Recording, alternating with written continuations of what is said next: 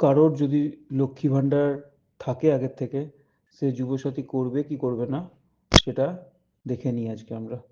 আমি নর্মাল ChatGPT-তে দিলাম, if someone already getting Lakshmi Bhandar eligible to apply for Yuvasathi, directly দিচ্ছে উত্তর নো। এটা থেকে পুরোপুরি প্রমাণ যে যারা বা যাদের লক্ষ্মী ভাণ্ডার অলরেডি আছে, যারা টাকা পাচ্ছে মাস গেলে, তাদের কোনো মতেই যুবসাথী করাটা ঠিক না। দেখতেই পাচ্ছেন এখানে স্পষ্ট করে লেখা আছে যে if you are not getting Lakshmi Bhandar and you meet the age of 21 to 40, মাধ্যমিক পাস যদি থাকে এবং আনএমপ্লয়েড যদি থাকে, তাহলেই আপনি যুবসাথীর জন্য অ্যাপ্লিকেবল। তারপরেরটাতে লেখা আছে দেখতে পাচ্ছেন, if you are already receiving Lakshmi Bhandar benefit, you are not eligible to apply for Yuvasathi.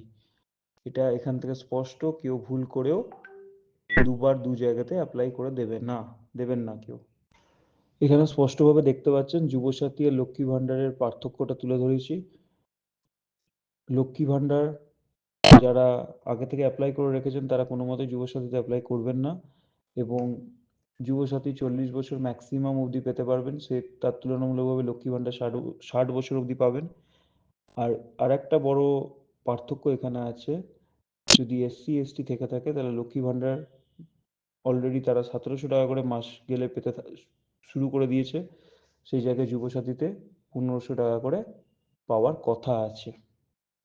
আর যুবসাথী যারা কোনো কাজ বাজের সাথে যুক্ত না, তাদের জন্যই শুধুমাত্র লক্ষ্মী ভাণ্ডার, সব মা বোনেদের জন্যই আছে। আর যুবসাথী শুধুমাত্র 5 বছরের জন্য, কিন্তু লক্ষ্মী ভাণ্ডার 60 বছর যতক্ষণ না হচ্ছে ততদিন পেতে থাকবেন আপনি। অবশেষে আমি একটা কথাই বলবো, যদি আপনি লক্ষ্মী ভাণ্ডারের বেনিফিট পাচ্ছেন, তাহলে যুবসাথীতে না অ্যাপ্লাই করার।